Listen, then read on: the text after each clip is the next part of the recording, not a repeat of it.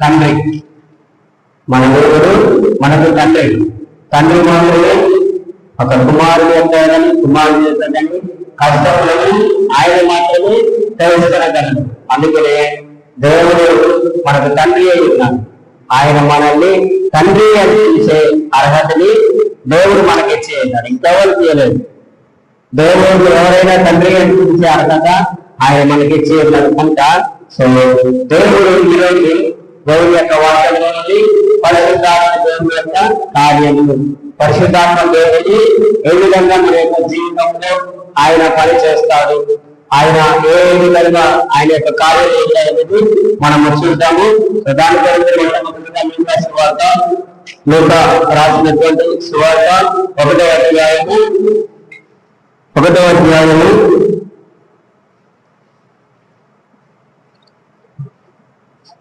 31వ వచనం నుంచి చదువుకున్నాం. ఇదిగో మీరు గర్భం ధరించి కుమారుడు ఆయనకు యేసు అని పేరు, ఆయన గొప్పవాడై సర్వోన్నతుడి కుమారుడు అనగలడు. ప్రభువైన దేవుడు ఆయన తండ్రి అయిన దావీదు సింహాసనమును ఆయన ఇచ్చెను. అదేవిధంగా 35వ వచనం చదువుతుంది.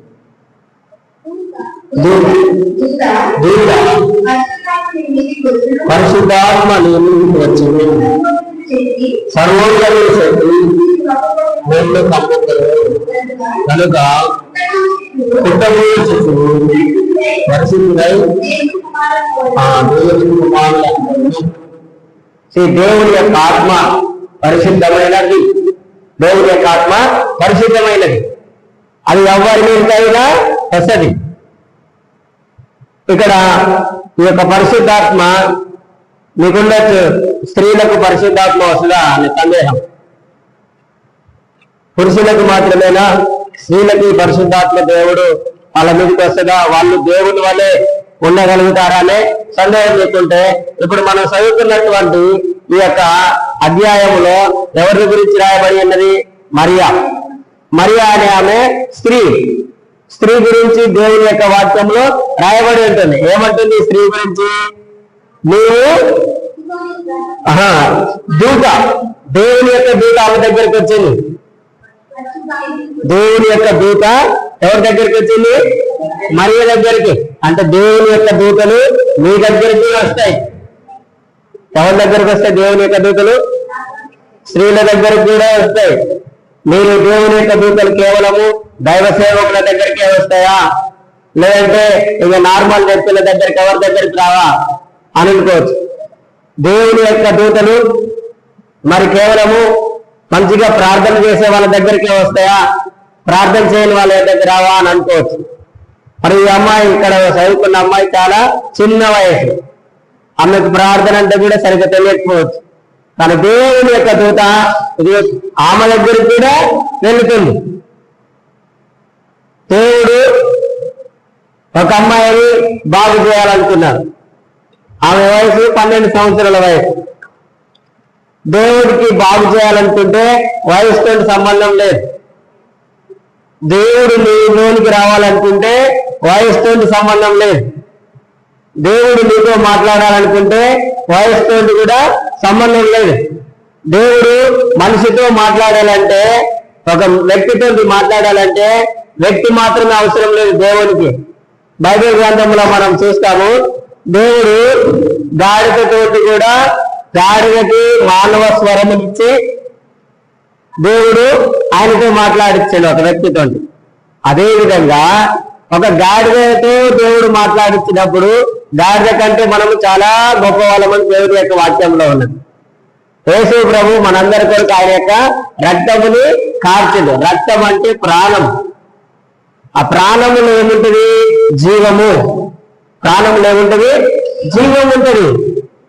నీకు ఏ బలహీనత ఉన్నా యేసు రక్తము మన యొక్క శరీరంలోకి వచ్చినప్పుడు ఆయనది జీవం కనుక మన శరీరంలో ఉన్న ఏ అనారోగ్యమైనా వెళ్ళిపోతుంది. ఇక్కడ మరియమ్మ మీదకి దేవుని యొక్క ఆత్మ వచ్చింది. దేవుని యొక్క ఆత్మ ఏం చేస్తుంది? లేనిది ఉన్నట్టుగా చేస్తుంది. మన జీవితంలో ఏదైతే మంచిగా లేదో దానిని దేవుడు మంచిగా చేస్తాడు. బాగులేని దానిని బాగు చేసేవాడే దేవుడు. అదేవిధంగా లేని దానిని సృష్టించేవాడే దేవుడు. ఇక్కడ ఆమె అంటుంది, నేను చిన్న కుమార్తెని, నాకు ఇంకా వివాహం కాలేదు, నేను ఎలా పరిశుద్ధమైన దేవునికి కుమారుని ఇస్తానంటే ఆమె చెప్తున్నది, సర్వోన్నతుడు అంటే ఈ భూమిని, ఆకాశమును, సముద్రమును సృష్టించిన సృష్టికర్త యొక్క ఆత్మ నీ మీదికి వస్తుంది, నీ మీదికే వస్తుంది. కనుక అప్పుడు దేవుని యొక్క ఆత్మ ఏం చేస్తుంది అంటున్నది? పరిశుద్ధాత్మ వలన నీవు గర్భములు ధరిస్తావు. పరిశుద్ధాత్మ దేవుడు ఏ విధంగానైనా కార్యములు చేస్తాడు. ఆయన ఏ విధంగానైనా కార్యములు చేస్తాడు. ఫర్ ఎగ్జాంపుల్, మరి మనమందరము పరిశుద్ధాత్మ పొందుతున్నామా అని మిమ్మల్ని అడిగితే, పరిశుద్ధాత్మ మీలో ఉన్నాడా, దేవుని యొక్క ఆత్మ మీలో ఉన్నదా, దేవుడు మీలో ఉన్నాడని అడిగితే మనం ఏం చేస్తాము? సందేహిస్తుంటాం, ఆలోచిస్తుంటాం, నాలో నిజంగా దేవుని యొక్క ఆత్మ ఉన్నదా లేదా. కానీ దేవుని యొక్క మనలో పరిశుద్ధాత్మ ఉన్నది అని చెప్పడానికి ఒక రుజువు ఏంటి? ఏం చెప్తారు? పరిశుద్ధాత్మ మనలో ఉన్నాడంటే అపోస్తుల కార్యములు 2వ అధ్యాయంలో ఆది అపోస్తులు ఏం చేసినారు? పరిశుద్ధాత్మ వాళ్ళ మీదకి వచ్చినప్పుడు అన్య భాషలతో మాట్లాడినారు. అన్య భాషలతో అదొక్కటే సూచన అనుకుంటే మనం, పరిశుద్ధాత్మ నాలో ఉన్నది, నేను పరిశుద్ధాత్మ చేత నింపబడ్డాను, దేవుని యొక్క ఆత్మ నాలో ఉన్నది, దేవుడే నాలో ఉన్నాడు అని చెప్పడానికి మనం అదొక్కటే ఉదాహరణగా ఎప్పుడు మనం తీసుకుంటుంటాం. కానీ దేవుడు అది మాత్రమే చెప్పలేదు, చాలా విషయములు మనకు చెప్తున్నాడు. మన బైబిల్ని సరిగ్గా చదివితే చూడండి, మీ అందరికీ దేవుని యొక్క ఆత్మ ఉంటుంది. మీరందరికీ ఏముంటుంది చెప్పండి? పరిశుద్ధాత్మ ఉంటుంది. నీలో ఉంటుంది, నాలో ఉంటుంది. కొత్తగా వచ్చినా, ఎవరిలో వచ్చినా, ఈ రోజు వచ్చినా, నిన్న వచ్చినా, ఎవరిలో వచ్చినా దేవుడు అనేవాడు ప్రతి ఒక్కరిలో మంగళం చేస్తాడు. ఆ దేవుని యొక్క ఆత్మ ఎందుకు మొట్టమొదటి వస్తుందంటే చూడండి, ఆ యోహాను సువార్త 16వ అధ్యాయం 8వ వచనం చదండి. యోహాను సువార్త 16వ అధ్యాయం 8వ వచనం. ఆయన వచ్చి పాపమును గురించి, నీతిని గురించి, తీర్పును గురించి, ఆయన వచ్చి అంటే, ఆయన అంటే ఎవరు ఇక్కడ? దేవుని యొక్క ఆత్మ, పరిశుద్ధాత్మ. దేవుడు వచ్చి, పరిశుద్ధాత్మ వచ్చి నీలోనికి దేవుని యొక్క ఆత్మ రాకుంటే నేను యొక్క పాపములను గురించి ఒప్పు కదా. నేను పాపిని ప్రభువాన్ని మనం ఒప్పుకుంటున్నాం కదా. ఆయన మనలోనికి రాకుంటే నువ్వు నీ యొక్క పాపము ఒప్పుకో. కానీ ఇప్పుడు మనమందరం మన పాపముని ఒప్పుకున్నామంటే ఇది దేవుని యొక్క ఒక రకమైన కార్యము. ఇది మనము ఎవరు జరిగించే కార్యము? పరిశుద్ధాత్మ దేవుడు. ఎవరు జరిగించే కార్యం ఇది? నేను మనమందరము మన యొక్క పాపముని ఒప్పుకున్నామంటే ఇప్పుడు ఎవరు నిన్ను పశ్చాత్తాపపడేలాగా చేసింది? ఎవరు నీ యొక్క పాపము నొప్పుకునేలాగా చేసిందంటే పరిశుద్ధాత్మ దేవుడు. దేవుడు ఎక్కడున్నాడు? ఇప్పుడు నీలో, నాలో ఉన్నాడు. ఇప్పుడు యేసు ప్రభు ఎవరి యొక్క కుమారుడు? ఆయన పరిశుద్ధాత్మ యొక్క కుమారుడు అని ఇక్కడ చెబుతుంది. ఎందుకంటే మరియ పరిశుద్ధాత్మ వల్ల గర్భం ధరించింది. గర్భం ఎవరి వల్ల అయితే ధరిస్తారో వాళ్ళ యొక్క కుమారుడు అంట. ఇప్పుడు యేసు ప్రభు ఎవరి యొక్క కుమారుడు అంటే దేవుని యొక్క కుమారుడు. కానీ ఆయన దేవుని యొక్క కుమారుడైనప్పటికీ కూడా ఆయన బాప్టిజం తీసుకున్నప్పుడు మరలా పరిశుద్ధాత్మ ఆయన మీదకి వచ్చింది. అవునా కదా? ఆయన బాప్టిజం తీసుకున్న తర్వాత మరలా పరిశుద్ధాత్మ వచ్చింది. ఇప్పుడు నువ్వు కూడా అనుకోవచ్చు, నాలో పరిశుద్ధాత్మ ఉన్నది, మరి నేనెందుకు అన్య భాషలు మాట్లాడట్లేనని కదా. ఇప్పుడు ఇది ఒక రకమైన పరిశుద్ధాత్మ కార్యం. మొట్టమొదటిగా నీలో నీ పాపములను ఒప్పుకునేలా చేయడానికి పరిశుద్ధాత్మ దేవుడు ఇది ఒక రకమైన కార్యము. పరిశుద్ధాత్మ యొక్క కార్యములు నానా విధములుగా ఉంటాయి. ఇది ఒక రకమైన కార్యము. ఆయన శక్తితో వచ్చినప్పుడు జరిగే కార్యములు వేరే. దేవుడు చూడండి, అందరూ దేవుని యొక్క వాక్యం చెప్తుంటారు. కానీ ఆ రోజులలో యేసు ప్రభు ఉన్న రోజులలో యేసు ప్రభుతో పాటు చాలా మంది దేవుని యొక్క వాక్యం చెప్తారు. శాస్త్రులు, పరిసయ్యులు, యాజకులు, వీళ్ళందరూ కూడా దేవుని యొక్క వాక్యం చెప్పారు. కానీ యేసు ప్రభు వాక్యం చెప్తుంటే అందరూ ఏమన్నారు చూడండి. మత్తయి సువార్త లేదంటే అదే లూకా సువార్త 4వ అధ్యాయము 31వ వచనం చదవండి. లూకా సువార్త 4వ అధ్యాయము 31వ వచనం.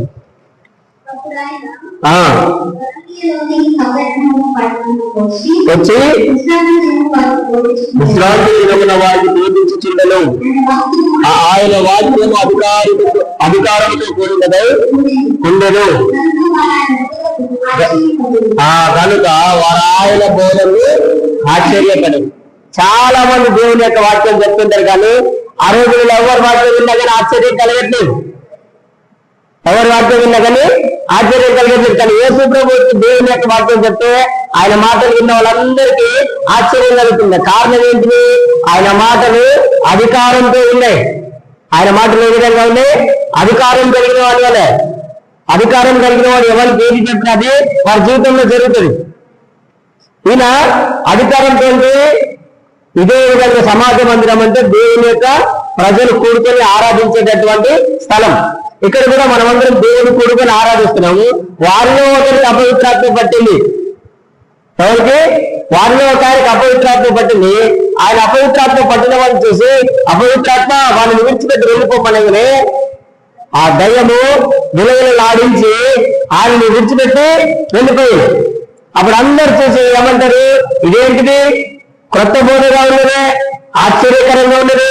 ఆయన అధికారంతో శక్తితోటి దయ్యములకు ఆజ్ఞాపించగానే అవన్నీ ఆయనకు లోబడుతున్నాయి.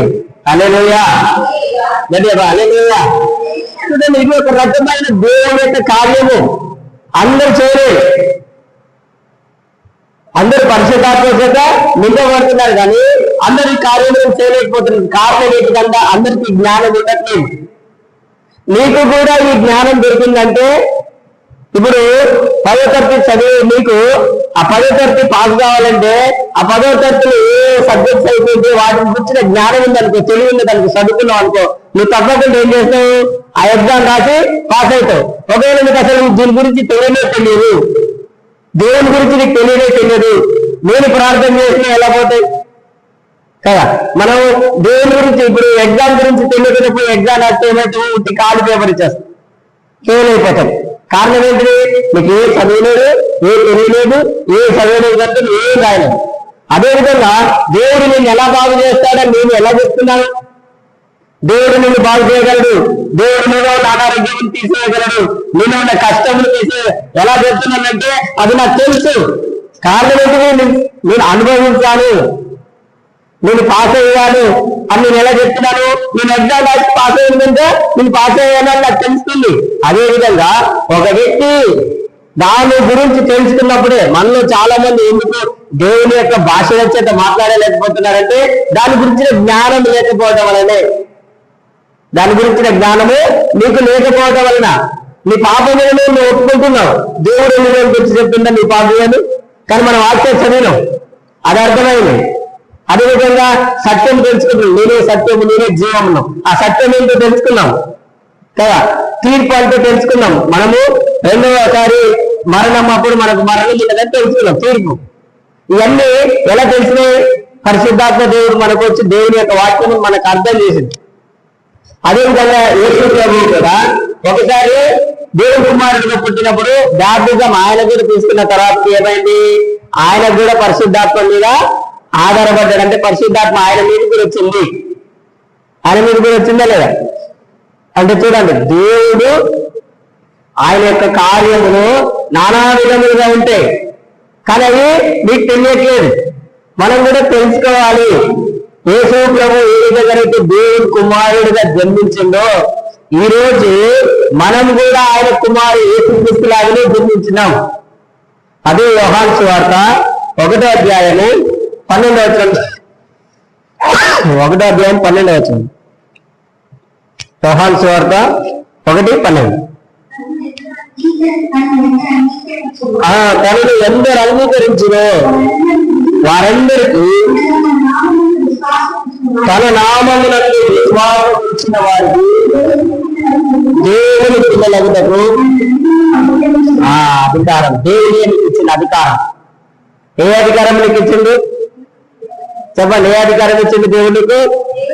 దేవుని పిల్లలు. నువ్వు యేసుక్రీస్తునందు విశ్వాసం ఉంచితే, ఆయనని నువ్వు నమ్మితే, ఇప్పుడు ఒక ఆయన నిన్ను బాగు చేస్తాడు అన్నప్పుడు ఆయన మీద మనకేమవుతుంది? నమ్మకం వస్తుంది.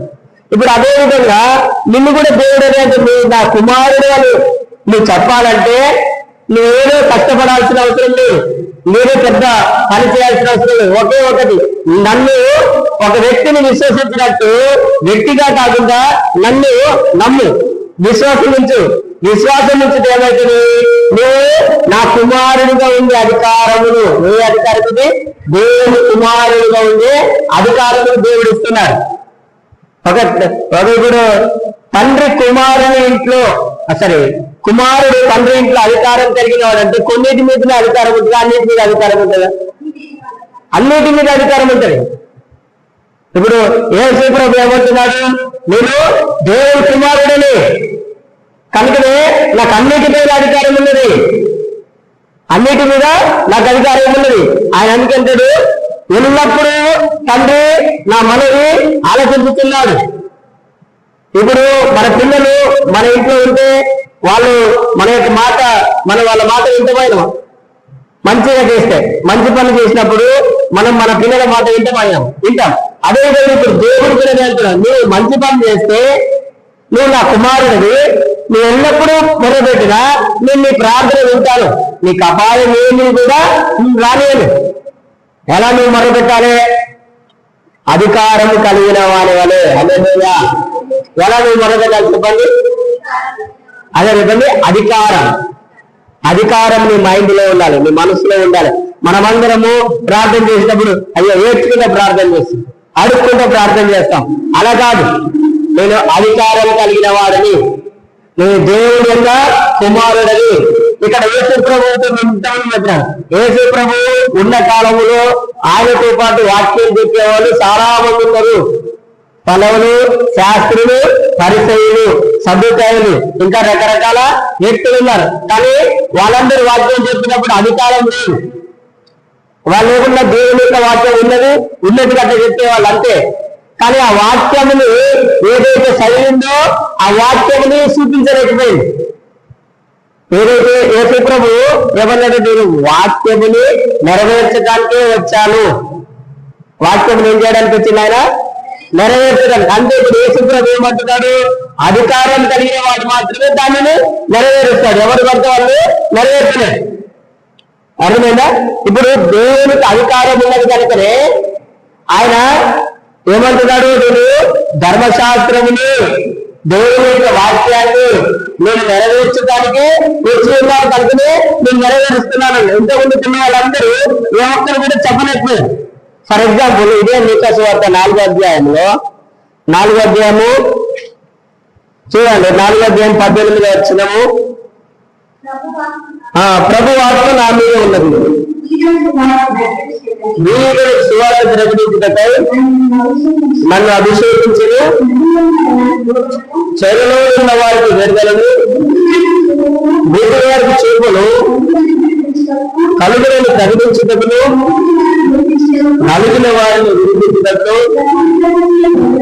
ప్రభు యుద్ధవచ్చరమును ప్రకటించుటకును ఆయన నన్ను పంపుతున్నాడు. ఆయనకు దొరికని తర్వాతకి యేసు ప్రభు ఏమంటున్నాడు?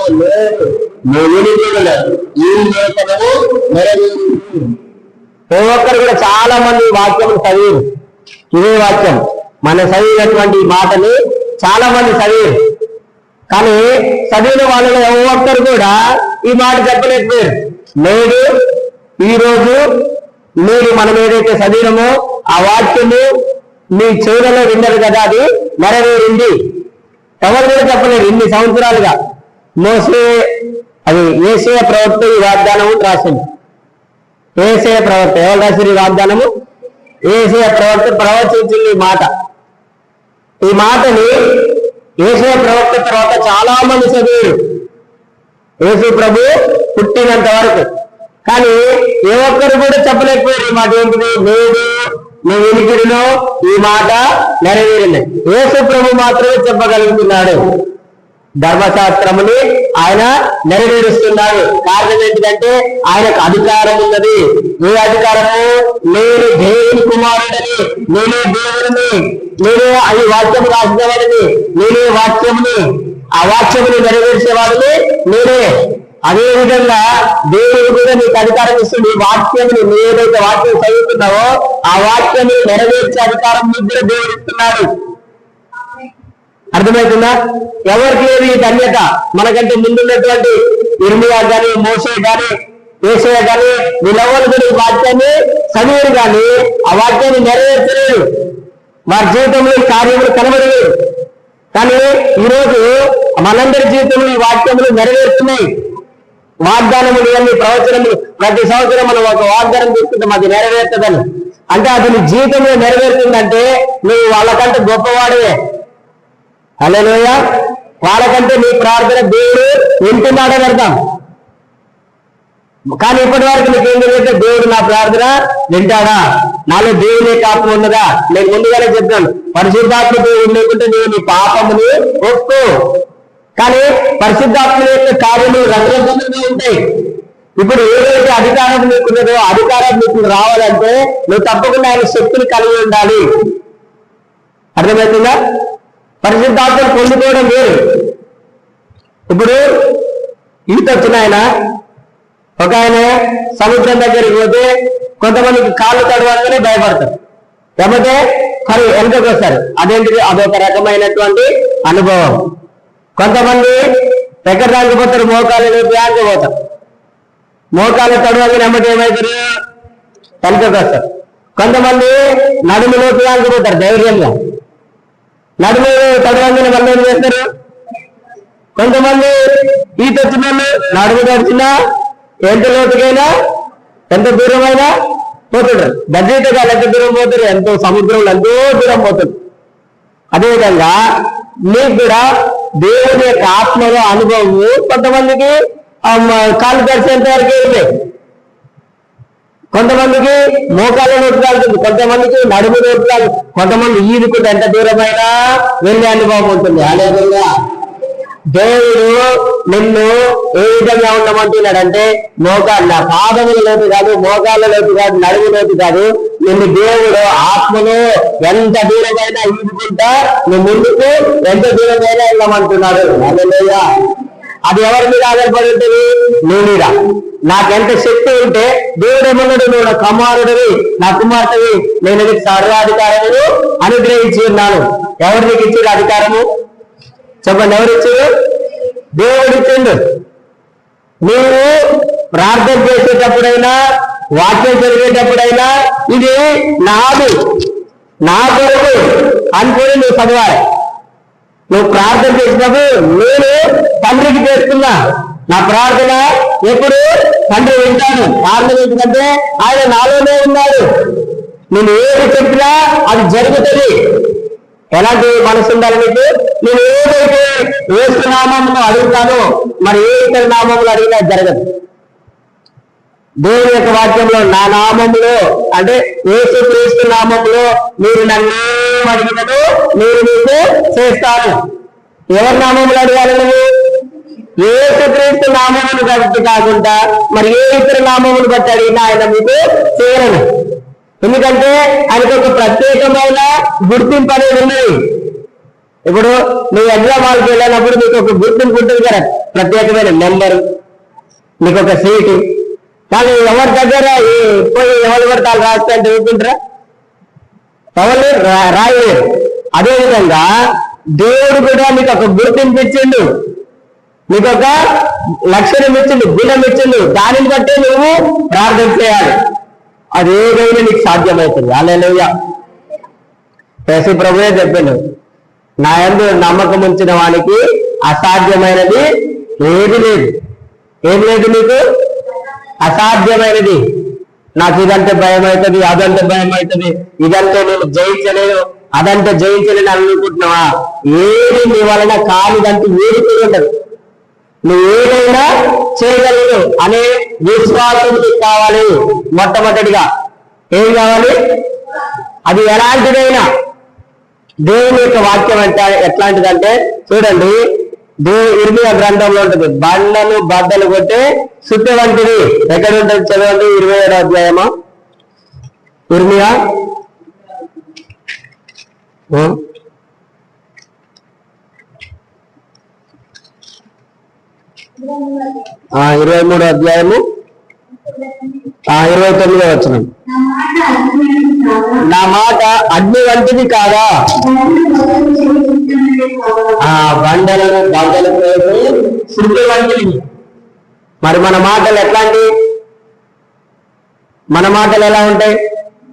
ఎప్పుడు బలహీనమైన మాటలు, అపవిత్రమైన మాటలు, నోరు తెరిస్తే వ్యర్థమైన మాటలు, పనికిరాని మాటలు మనం ఎప్పుడు పలుకుతా ఉంటాం. కానీ దేవుని మాట ఎట్లాంటిది అంటున్నాడు ఆయన? అగ్ని. దేవుని మాట ఎట్లాంటిదంట? అగ్ని. దేవుని మాట ఎట్లాంటిదంట? సుత్తే. సుత్తి ఏం చేస్తుంది? ఎలాంటి సుత్తి అంటే చిన్న, ఇక్కడ రాబడింది చిన్నది, కానీ సుత్తి అంటే చాలా బలమైనటువంటిది. అది ఎలాంటి బండలనైనా పలగొట్టుతుంది అంటున్నారు. దేవుని మాట అగ్ని వంటిది. అగ్ని వంటిది అంటే ఇప్పుడు నువ్వు చదువుతున్నటువంటి మాట ఏదైతే ఉండదో అది అగ్ని అని చదువుకోవాలి. అది అగ్ని అని చదివితే నీలో బాధ ఉన్నా, వేదన ఉన్నా, కష్టం ఉన్నా అదేం చేస్తుంది? కాల్ చేస్తుంది. ఏం చేస్తే దేవుని యొక్క మాట నీవు అపవిత్రాత్మ ఉంటే, ఒక ఆయన వేసే ప్రవక్త ఉన్నాడు. ఆయన దేవుణ్ణే చూసింది డైరెక్ట్ గా.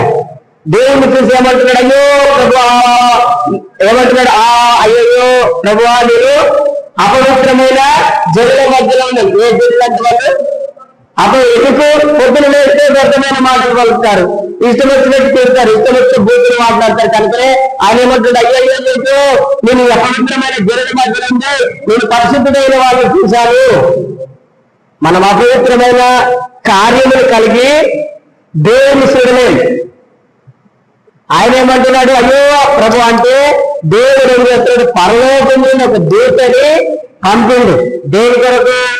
ఆయన యొక్క నాలుకని అగ్ని చేత కాల్చడానికి. హల్లెలూయా. ఆయన తన నాలుక ఎప్పుడైతే అగ్ని కలిగిందో దేవుడు అంటున్నాడు, నీ యొక్క పాపం అనేది పోయింది. దేవుని యొక్క మాట నీ నోటిలోనికి ఎప్పుడైతే వస్తుందో, చెప్పండి, దేవుని యొక్క మాట నీ నోటిలోనికి ఎప్పుడైతే వస్తుందో, నీ యొక్క నోటిలోనికి వచ్చినది నీ యొక్క హృదయంలోనికి పోవాలి. నీ యొక్క హృదయంలోనికి పోయినప్పుడు మనలో ఉన్న ప్రతి విధమైన కల్మషం, ప్రతి విధమైన అపవిత్రత, ప్రతి విధమైన దోషం అన్ని ఏమైపోతాయి? అన్ని కాలిపోతాయి. ఏమైపోతాయి? అందుకనే దేవుడు ఏమన్నాడు? నా కుమారుడా నా ఉపదేశమును మరువకును, నా కుమారుడా నా ఉపదేశం నీ యొక్క హృదయంలో భద్రం చేసుకోను. ఎక్కడ మనం భద్రం చేసుకోవాలి? హృదయంలో. దేవుని యొక్క వాక్యములు ఎక్కడ రాసుకోమన్నాడు? హృదయములు ఫలక మీద రాసుకో. ఎక్కడ రాసుకోవాలి దేవుని యొక్క వాక్యాన్ని చెప్పండి? హృదయం అనే ఫలక. దేవుని యొక్క వాక్యములు యొక్క హృదయంలో ఉంటే అదంటే ఎన్నడూ కూడా నేను పాపం చేయలేదంటే, ఎన్నడూ కూడా వ్యర్థమైన మాటలు పలకలేదంట. కారణం ఏంటిది? దేవుని యొక్క మాట అగ్ని. అగ్ని ఏం చేస్తుంది? అంతటిని కాల్చేస్తుంది. దేవుని యొక్క అగ్ని ఏం కాల్చేస్తుంది? మనలో ఉన్న అపవిత్రతని, మనలో ఉన్న పాపముని, మనలో ఉన్న శాపముని, రోగాలని, దరిద్రతని, దుష్టత్వముని దేవుని యొక్క వాక్యమే మనలో ఉన్న వాటన్నిటినీ కాల్చేస్తుంది. హల్లెలూయా. ఏంటి చెప్పండి? హల్లెలూయా. అందుకనే చిన్నపిల్లలకి ఏం చెప్తారు? కంఠస్థ వాక్యం నేర్చుకోండి, దేవుని యొక్క వాక్యం నేర్చుకోండి. మీకు కూడా ఏం చెప్తున్నారు? దేవుని యొక్క వాక్యం వినండి, విన్న దానిని హృదయంలో భద్రం చేసుకోండి. భద్రం చేసుకున్న దానిని మీరు చెప్పండి. ఏం చేయాలి? భద్రం చేసుకున్న దానిని ఏం చేయాలి? చెప్పాలి. ఎలా చెప్పాలి? మీరు పూటల ఏదైతే వాక్యం మనం వింటున్నామో ఆ వాక్యాన్ని 3 సార్లు ధ్యానించాలి. ఆ ధ్యానించినప్పుడు ఏమవుతుంది?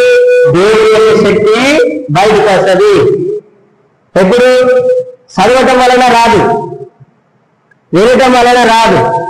నువ్వు విన్నది ధ్యానించడం ద్వారా, చదవటం ద్వారా నువ్వు కొద్దిగానే వస్తుంది, వినటం ద్వారా కొద్దిగా వస్తుంది. కానీ ధ్యానించడం ద్వారా ఏమవుతుందంటే మొత్తము జ్ఞాపకం ఉంటుంది. హల్లెలూయా. ఇప్పుడు దేవుని యొక్క వాక్యాన్ని నువ్వు ధ్యానిస్తున్నావంటే ఎవరిని ధ్యానిస్తున్నట్టు? దేవుణ్ణే. దేవుణ్ణే ఏం చేస్తున్నట్టు? నువ్వు దేవుణ్ణే దేవా నీ వాక్యము అగ్ని వంటిది. ఇదొక్క మాట అయినా నీ నోటితో ఉంటుంది. దేవా నీ వాక్యము అగ్ని వంటిది, నీ వాక్యము శుద్ధి వంటిది. నాలో ఉన్న ఏ అపవిత్రత అయినా నీ వాక్యము ద్వారా కాల్చివేయండి. నాలో ఉన్న ఏ బలహీనత అయినా, అది ఎలాంటిదైనా, నా నెత్తి మీద మోయలేని భారం లేకున్నా అది ఇప్పుడే పనగొట్టండి ప్రభు అని ప్రార్థన చేస్తే దేవుడు తప్పకుండా నీలో ఉన్న ప్రతి దానిని దేవుడు తీసేస్తాడు. ఇవన్నీ దేవుడి యొక్క కార్యం ఒక్కొక్క విధంగా ఉంటది. కొంతమందికి దేవుడు అన్ని భాషలు మాట్లాడే వరం ఇస్తున్నాడు దేవుని యొక్క ఆత్మ ద్వారా. ఇప్పుడు మీరు అందరూ వేడుకైతే దేవుని యొక్క ఆత్మ ద్వారా మన పాపములను ఒప్పుకున్నామో, అదేవిధంగా దేవుని యొక్క ఆత్మ ఈ మరియ మీదకి వచ్చినప్పుడు పరిశుద్ధాత్మని గర్భంగా ధరించింది. అదేవిధంగా ఇంకొంతమంది ఏం చేస్తున్నారు, ఆత్మ వరములను గర్భంగా ధరిస్తున్నారు, కొంతమంది ఆత్మ ఫలములను ధరిస్తున్నారు, కొందరైతే ఆత్మ ఫలములను ఆత్మ వరములను కూడా ధరిస్తున్నారు. అది ఏంటిది? మీ యొక్క విశ్వాసం మీద ఆధారపడి ఉంటుంది. దీనికి దేవుడు నీకు ఇంత మాత్రమే ఇస్తా అని ఎక్కడ చెప్పడు. అది ఎవరి మీద ఆధారపడి ఉంటుంది?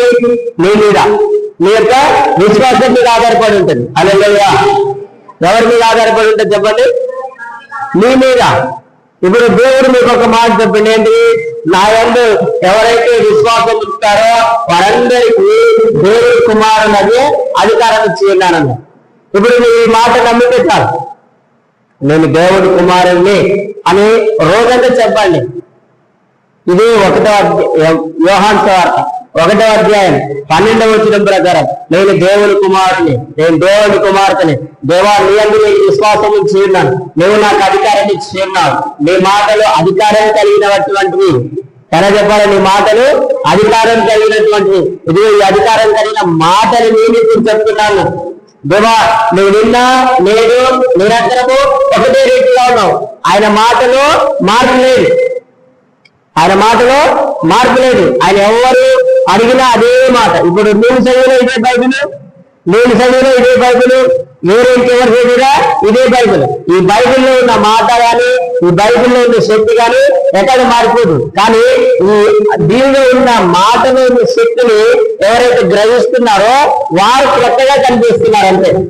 హల్లెలూయా. ఇప్పుడు అందరికి టీచర్ ఒకే విధంగా బోధిస్తాడు, కానీ చదివే వాళ్ళు ఉంటుంది, చెప్పే టీచర్లు తక్కువ ఉండదు, చదివే వాళ్ళు ఉంటారు, గ్రహించే వాళ్ళు ఉంటుంది. ఇక్కడ మనమందరికీ ఒకే బైబిల్ ఇచ్చింది దేవుడు, కానీ చదివే నేను, గ్రహించే నాలో మనలోనే ఉంటది. నువ్వు దేవుని యొక్క వాక్యములకి విన్నప్పుడు ఏ విధంగా మారుతున్నావు అది ముఖ్యమైనది. నువ్వు మాటలు వింటున్నావు, ఆ మాట విన్నప్పుడు నువ్వు ఎలా మారిపోతున్నావు, నువ్వు ఆ వాక్యానికి ఎలా స్పందిస్తున్నావు. కొంతమంది మ్యూజిక్ ప్లే అయినప్పుడు ఏం చేస్తారా, వాళ్ళ యొక్క శరీరంలో ఉన్న అని ఏం చేస్తారు, కొంతమంది డ్యాన్స్ చేస్తారు, కొంతమంది పాట పాడుతుంటారు, కొంతమంది ఇంకా ఏదో రకరకాల క్రియేట్ చేస్తారు. కారణం ఏంటిది? దానికి ఏం చేస్తున్నారు? వీళ్ళు స్పందిస్తున్నారు. అదే విధంగా దేవుడి వాక్యం విన్నప్పుడు నువ్వు కూడా స్పందించాలి. ఎందుకంటే దేవుడు నీలో భావోద్రేకములను పెట్టి ఉన్నాడు. కొందరు ఎవరైనా నిన్ను తిట్టిన అంటే ఏమైతే నువ్వు ఏం చేస్తావురా? స్పందిస్తావు, కోపం వస్తుంటది, ఏం చేస్తావు. ఇంకా ఎవరైనా నిన్ను కోపం చేస్తే నీకు కూడా బాగా అనిపిస్తుంది. అంటే నేను ఏమున్నది? ఎమోషన్స్, ఫీలింగ్స్ అనేవి మనలో కనిపిస్తున్నాయి కదా. ఈ దేవుని యొక్క వాక్యం విన్నప్పుడు కూడా నీలో అదే ఎమోషన్స్ బయటికి రావాలి. ఒక వ్యక్తి నీతో మాట్లాడుతున్నట్టే దేవుడు నీతో మాట్లాడుతున్నాడు వాక్యంతో. అర్థమవుతుందా? ఒక వ్యక్తి నీతో ఏ విధంగా అయితే మాట్లాడుతున్నాడో, ఈ నువ్వు చదువుతున్నటువంటి వాక్యము టకటకటక చదువుకుంటారు. ఒక అధ్యాయం చదివడం అంటే మొత్తం ఒకేసారి పటాపట చదువుకుంటావు కాదు. ఒక వాక్యము, ఆ వాక్యములో దేవుడు నీతో ఎలా మాట్లాడుతున్నాడు, ఆ వాక్యం నీ జీవితంలో ఎలా పనిచేస్తుంది, ఆ వాక్యము నేను ఎలా క్రియేట్ చేస్తుంది, నువ్వు ఎలా మార్చేస్తుంది, ఆ వాక్యం ఉన్నప్పుడు నువ్వు ఎలా యాక్ట్ చేస్తున్నావు, నువ్వు ఎలా నడుచుకుంటున్నావు. దేవుని యొక్క వాక్యంలో చూడండి, యాకోబు పత్రిక 1వ అధ్యాయము, యాకోబు రాసినటువంటి పత్రిక 1వ అధ్యాయము 22వ వచనం.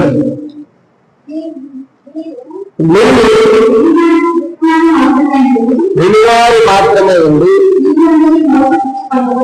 నిన్ను మోసగించు ముందుకెళ్ళకుండా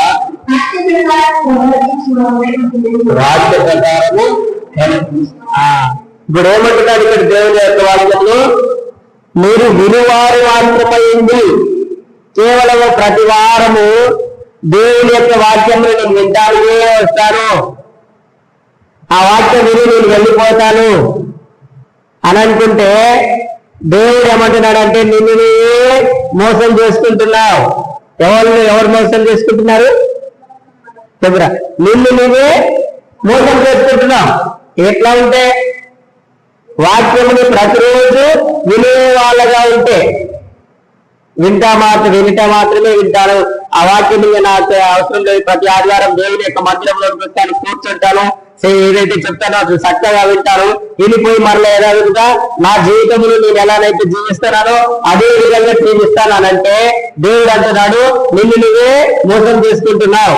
దేవుడు అంటున్నాడు వాక్యము వినే వాళ్ళు కాదు, వాక్యం విని ఆ వాక్య ప్రకారము ప్రవర్తించండి. దేవుడు మీరు నాన్నను కోరుకునేది ఏంటిది?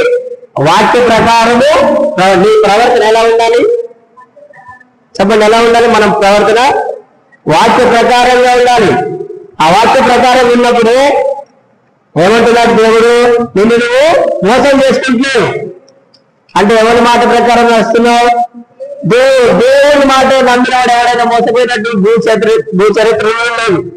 ఆయన త్రాగుబోతులని, దొంగలని, వ్యభిచారులను, పాపులని, నరహంతకులని అనేకులను మార్చినట్టు దేవుని యొక్క వాక్యంలో ఉన్నది. కానీ నేను దేవుని యొక్క మాట విన్నాను, నేను మోసపోయాను అని చెప్పేవాళ్ళు ఎవరు దొరికారు? మొట్టమొదటిగా దేవుని యొక్క వాక్యం విన్నందుకు, ఆ మాట ప్రకారం నడుచుకున్నందుకు నీకు కొద్దిగా శ్రమ వస్తుంది, కష్టం వస్తుంది, దుఃఖం వస్తుంది, ఇబ్బంది వస్తుంది. కానీ దేవుడు నిన్ను అదే దుఃఖంలో, అదే కష్టంలో, అదే ఇబ్బందిలో ఉండలేడు. హల్లెలూయా గట్టిగా చెప్పండి హల్లెలూయా. మనకంటే ముందుగా ఉన్న యోసేపును చూడండి, దావీదును చూడండి, అబ్రహామును చూడండి, ఇంకా పేతురును చూడండి, పౌలును చూడండి, తిమోతిని చూడండి, వాళ్ళందరూ దేవుని యొక్క వాక్య ప్రకారం నడుచుకున్నారు. వాక్యం వినటం మాత్రమే కాదు కానీ వాక్యమును అనుసరించినారు. వాళ్ళు విన్నవారిలో మొట్టమొదటిగా అబ్రహాము చూడండి. అబ్రహాము దేవుని మాట విన్నాడు. ఏమన్నాడు? అబ్రహాం మీరు చెప్పు దేశంలోకి వెళ్ళుము, వెళ్ళినట్లయితే నువ్వు నీ బంధువులను విడిచిపెట్టేటప్పుడు నేను నీకు ఒక వాగ్దానం చేస్తున్నాను. ఏంటిది? నేను నీకు సంతానములు ఇస్తాను, నీ సంతానములు ఇస్రాయేలీయుల వల్ల చేస్తానన్నాడు. కానీ ఆయన తన దేవుని మాట నమ్మి ఆయన వెళ్ళిపోయినాక ఎన్ని సంవత్సరాలు ఆయనను శోధించింది? ఎన్ని సంవత్సరాలు ఆయన శ్రమ పడ్డాడు? ఎన్ని సంవత్సరాలు ఆయన బాధపడ్డాడు? ప్రతిసారి దేవుడు కలిసినప్పుడల్లా ఆయన అడిగే ప్రశ్న, దేవా నాకు అన్ని ఇచ్చినావు కానీ నాకు దేవాన్ని కుమారుడే లేదు అని. ఆయన ఏమున్నది? వేదన ఉన్నది, బాధ ఉన్నది, కష్టం ఉన్నది. కానీ ఆయన దేవుని విడిచిపెట్టిండా? ఆయన వాక్యముని వెంబడిస్తున్నాడు. ఆయన ఇప్పుడు మోసపోయినట్ట? తండ్రిని విడిచిపెట్టిండు, తన బంధువులను విడిచిపెట్టిండు, తనకున్న ఆస్తినంతటిని విడిచిపెట్టిండు, ఒంటరిగా ప్రయాణమై వస్తున్నాడు. కానీ ఆయన ఎవరిని నమ్మింది? దేవుణ్ణి నమ్మింది. దేవుడిని నమ్మినందుకు దేవుడు ఆయనను మోసం చేసిందా? కానీ ఆయన దేవుడు చెప్పిన వాగ్దానం నెరవేర్చడానికి 25 సంవత్సరంలో వెయిట్ చేసింది. ఎన్ని సంవత్సరంలో? 25 సంవత్సరంలో ఎదురు చూసిండు. ఆ 25 సంవత్సరాలు శ్రమ పడ్డాడు, బాధలు వేసిండు, కష్టాలు పడ్డాడు. దేవుడు అంటే దేవుని యొక్క వాక్యం వింటే ఆ వాక్య ప్రకారం ప్రవర్తించేటప్పుడు శ్రమ వస్తుంది, కష్టం వస్తుంది, ఇబ్బంది వస్తుంది, దుఃఖం వస్తుంది. కానీ ఆ దుఃఖంలో, ఆ శ్రమలో, ఆ కష్టంలో నువ్వు ఓటాడుతున్నట్లయితే, జయించినట్లయితే దేవుడు అంటున్నాడు నువ్వు మోసపోవు. హల్లెలూయా. ఏం కావు? నువ్వు మోసపోవు. లోకములు అనేకులు చాలా మంది ఇప్పుడు క్షణకాలం కోసం మంచుకున్నదని చెప్పి అనేక మంది మాటలు విని మోసపోయేటప్పుడు చాలా మంది ఉన్నారు. కానీ చరిత్రలోనే దేవుని మాట విని నేను మోసపోయినాను, నన్ను దేవుడు మోసం చేసినాడని ఇప్పటివరకు చెప్పినట్టు ఏ ఒక్కరు కూడా లేదు. అంటే ఎందుకంటే దేవుని యొక్క మాట అగ్ని వంటిది, దేవుని యొక్క వాక్యం ఎలాంటిది? అగ్ని వంటిది, పవిత్రమైనది. అది పరీక్షించబడిందంట. ఎన్నిసార్లు పరీక్షించబడింది? 7 సార్లు. ఏ విధంగా? వెండి ఏ విధంగా పరీక్షించబడిందో, వెండి తయారు చేసేటప్పుడు అంటే ఎన్నిసార్లు పరీక్షిస్తారంట? 7 సార్లు. ఎక్కడ? మట్టిలో దాన్ని కరగ చేశారంట వెండి రావడానికి. అదే విధంగా దేవుని యొక్క వాక్యం కూడా అందులో ఎలాంటి మస్తు అంటే ఎలాంటి చెత్త ఏది లేకుండా అగ్నిలో పరీక్షించబడిందంట. అందుకనే దేవుడు అంటున్నాడు, నా మాట అగ్ని అని, నువ్వు వెంబడిస్తున్నటువంటి మాట అగ్ని. హల్లెలూయా. ఆ మాట అగ్నిని వెంబడించేటప్పుడు నీకు దుఃఖం రావచ్చు, ఇబ్బంది కనపడచ్చు, కానీ నువ్వు దేవుడు చెప్పిన మాటను పట్టుకోనితే ఆయన నిన్ను మోసం చేయడు. హల్లెలూయా. గట్టి చెప్పండి హల్లెలూయా. దేవుడు నిన్ను అందరూ కూడా మోసం చేయడు. అందుకని ఇక్కడ ఏమంటున్నాడు మళ్ళీ చదవండి, అదే యాకోబు పత్రిక నెక్స్ట్ వచనం చదవండి.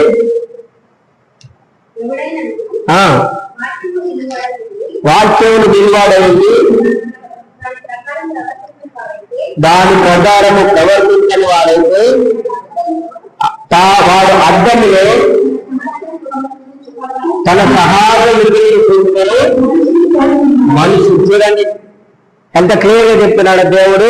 నువ్వు వాక్యం విని ఇంటికి వెళ్ళిన తర్వాతకి మరలా యథావిధిగా నువ్వు నడుచుకున్నట్లయితే దేవుడు ఈరోజు ఏదైతే చెప్పిందో ఆ మాట ప్రకారం కాకుండా ఈ వాక్యం విన్నదంతా మర్చిపోయి నీ సొంత మార్గంలో ఏ విధంగా నీకు ఇంత ముందుకున్నావు అదే విధంగా నడుచుకుంటే దేవుడు అంటున్నాడు, నీ యొక్క ముఖముని అద్దంలో చూసుకున్నట్టే ఉంటది. ఎట్లా ఉంటది? అద్దంలో నువ్వు ముఖం చూసుకుంటావు, సేమ్ అట్లే ఉంటది. కానీ దేవుడు ఏమంటున్నాడు, నువ్వు వాక్యం నా మాట వింటే నువ్వు ఆ వాక్య ప్రకారం నడిచేటప్పుడు ఏదైనా ఎమ్మటే రాదు, ఏది కూడా ఎమ్మటే జరగదు, ఇమ్మీడియట్ గా ఇప్పుడే అంటే ఏది కూడా ఇప్పటికి ఏది కూడా కాదు. ఏ దేనికైనా సమయం అనేది ఉంటది. ఆ సమయం వచ్చేంత వరకు ఏం చేయాలి? ఓపిక కలిగి ఉండాలి. అలాగే ఏ కలిగి ఉండాలి? ఓపిక. ఇప్పుడు దేవుని యొక్క వాక్యం విన్నప్పుడు మనకి ఏముంటుందా? ఉద్రేకం ఉంటుంది, జరిగిస్తాడని వాక్యం విన్నప్పుడు కొంత. ఇప్పుడు ఇంతకుముందు చెప్పిన భావోద్రేకములు ఉంటాయి, ఫీలింగ్స్ ఉంటాయి. ఎవరైనా ఒకరు మనం తిట్టినప్పుడు వెంటనే మనం కూడా రియాక్ట్ అవుతాం. కొంతమంది దేవుని యొక్క వాక్యం విన్నప్పుడే వాళ్ళు వెంటనే ఇదే విధంగా ఉండాలి, ఇదే విధంగా జీవించాలని అనుకుంటారు. కానీ బయటికి వెళ్ళగానే దాన్ని ఏం చేస్తారు? మర్చిపోయిన వారిని దేవుడు ఏమంటాడు, అద్దములో సేమ్ యాస్టివ్ గా నీ ముఖములు నువ్వు అంటే నీ ముఖములు ఏ మార్పు కనబడదు. దేవుడు ఏమంటాడు, నువ్వు వాక్యం వింటే నీ ముఖములో మార్పు వస్తుంది. ఎక్కడ? నీ ముఖము అంటే నీ ప్రవర్తన, నువ్వు నడిచే నడక, నువ్వు మాట్లాడే మాట, నువ్వు చూసే విధానం అన్ని కూడా మారిపోతాయి.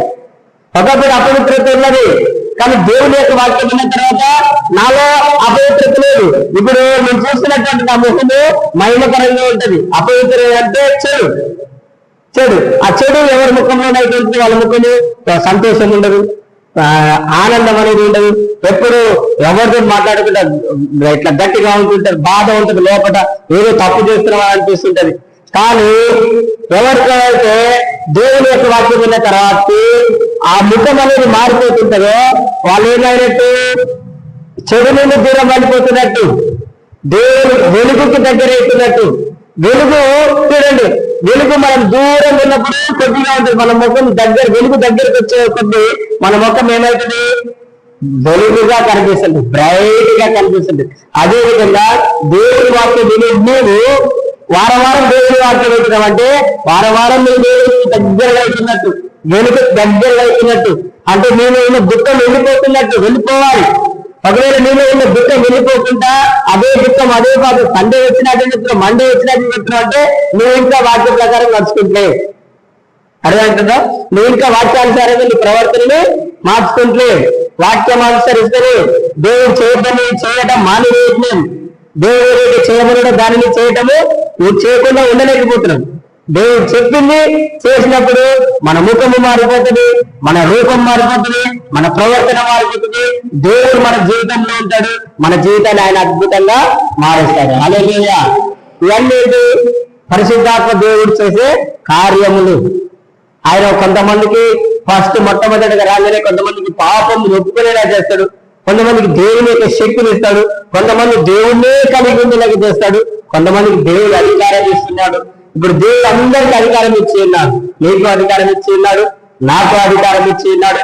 మనందరికి ఏ అధికారం ఇచ్చిండు? మనమందరము దేవుడి యొక్క పిల్లలం, కుమారులం. హల్లెలూయా. దేవుడి యొక్క వాక్య భాగములు దేవుడికి ఆశీర్వదించును గాక.